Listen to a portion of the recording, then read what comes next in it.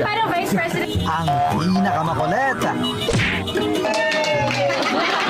at pinakakwelang naging presidente ng Pilipinas.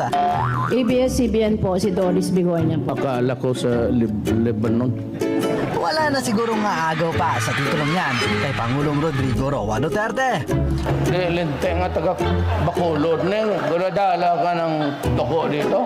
At sa nalalabing mga araw ng kanyang panunungkulan, narito ang mga hindi makakalimutang epic bloopers ni Digong. Alam mo kalit sa nainit ng ulo. Ito ang PRRD's Top 10 Funniest Moments. Number 10. Isa na yata si Doris Bigornia ng ABS-CBN sa mga journalist na tila favorite na asa rin ni Pangulong Duterte. Doris muna. Ikaw na. Ikaw ang gusto kong patayin. Narito ang ilan sa mga kwelang banggaan ng dalawa. Nandiyan si Doris o Bigornia ng ABS. Putulin mo yan, Doris. Putulin yung ulo mo. Gawin na issue yan. Sir, kailan mo ulit may matutumba na mayor? Depende na lang sa intriga mo kung saan ang mas marami.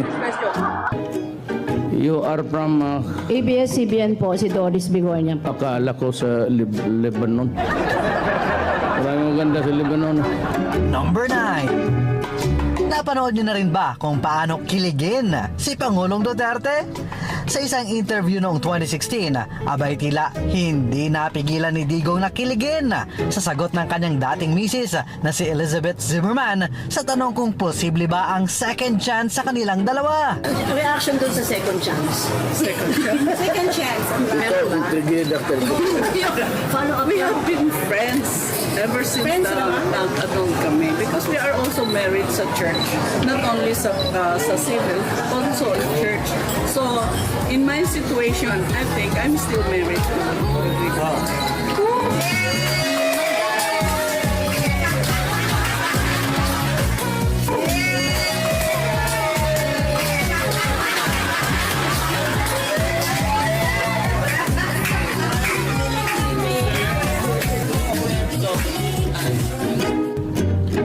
Number 8. Pwede man lang mag-toilet break habang nag-aantay? Sige, okay. Pangatlong ihi mo na yan, Mar. Panahon pa lang ng kampanya, nakitaan na agad ng kakulitan itong si Pangulong Duterte. Sa behind the scenes ng isa sa mga COMELEC debates na pinangunahan ng TV5, lumitaw ang pagiging komedyante ni Digong. Bakit naman nila ayaw tayo magsama sa isang kwarto? Nagtataka din ako eh. Ikaw ata nagsabi, huwag mong ipapasukin si Duterte dyan.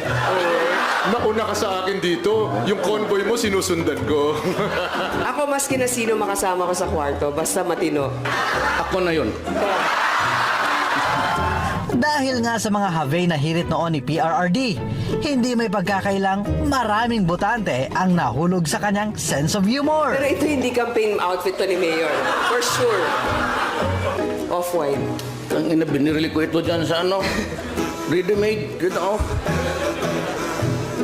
May we acknowledge the presence of Governor Davide, Congressman Luigi Quisumbing, Congressman Advincula, Mayor Tommy Osmeña, Attorney Mike Toledo, Mr. Lourdes De Vera, Secretary Ace Durano.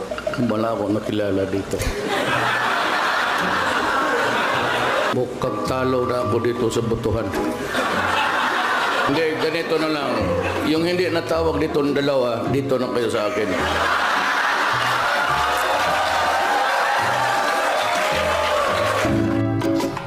Number 7.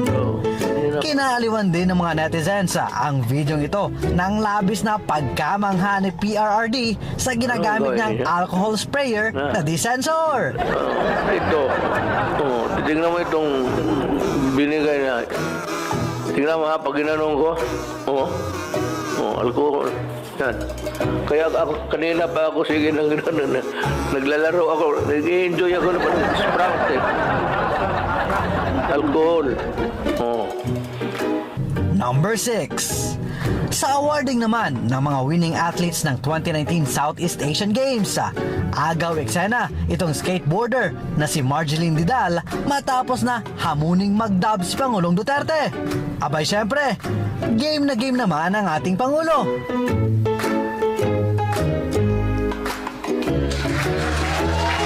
Yun nga lang sa huli, meron pang kambyo.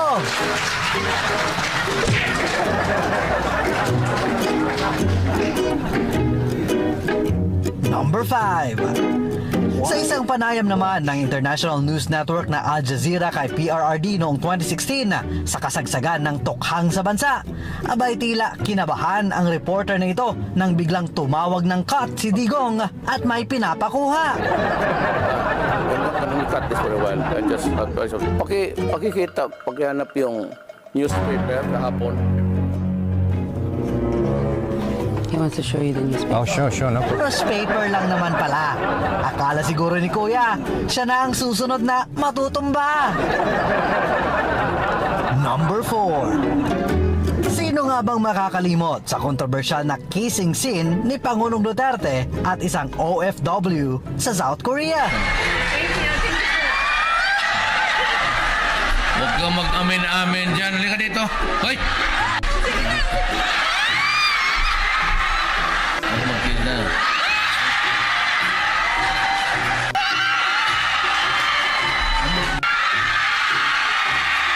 Umanin to ng iba't ibang reaksyon. Marami ang natuwa, pero marami rin naman ang nagtaas ng kilay. Pero ayon naman sa nasabing OFW, para kay Pangulong Duterte at para sa kanya, katuwaan lang naman daw at wala namang mali siya. Walang mali siya. Sa akin, sa kanya, walang ibig sabihin. Number 3. Natatandaan niyo pa ba ang ninja moves noon ni Ilocos Sur Mayor Chavit Singson kay Binibining Catriona?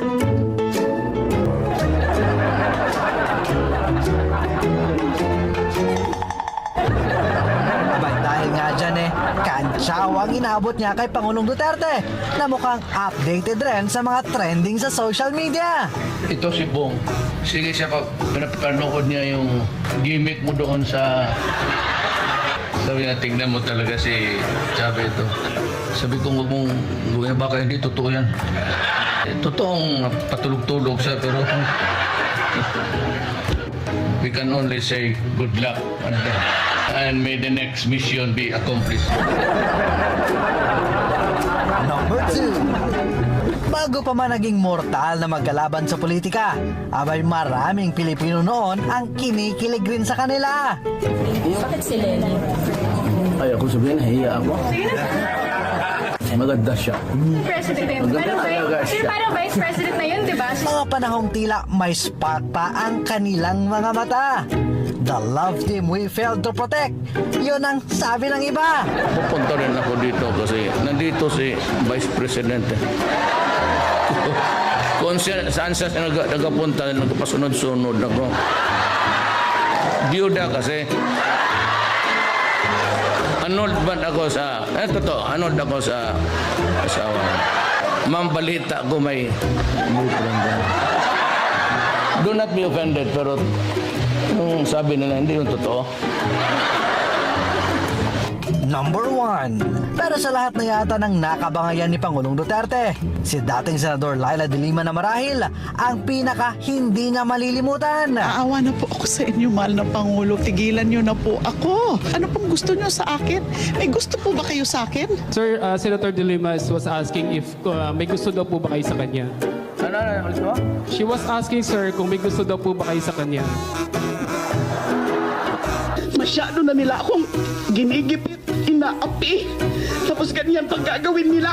Lahat na lang sinisisi sa akin. And they call themselves men. At syempre, ang pinaka-epic, ang hindi malilimutang reaksyon ni Digong nang magtagpo ang kanilang landas ni De Lima sa Kongreso.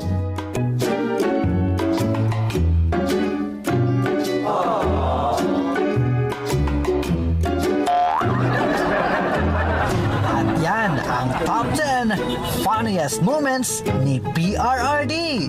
Maraming salamat, Pangulong Duterte, sa 6 na taong panunungkulan bilang Pangulo ng Republika ng Pilipinas. Anong gagawin natin? Buti rin nakapag-harvest na tayo dito sa amin, nakapag-harvest na kami, kakatanim lang eh. So, hindi, buti na lang yung timing, hindi yung bago aani, nakapag-ani na tayo. Kasi hindi malakas ang hangin. Hindi masyadong malakas ang hangin. Kaya naibalik. Nako. Wow. Parang Yolanda na ang To follow it is climate change, and it is the new reality that. So, as usual, I guess if I'm going to single out one instruction that quick. Nandyan ang mga flood control na overwhelm lang. Tignan ninyo ang statistic. Nung bagyong Undoy,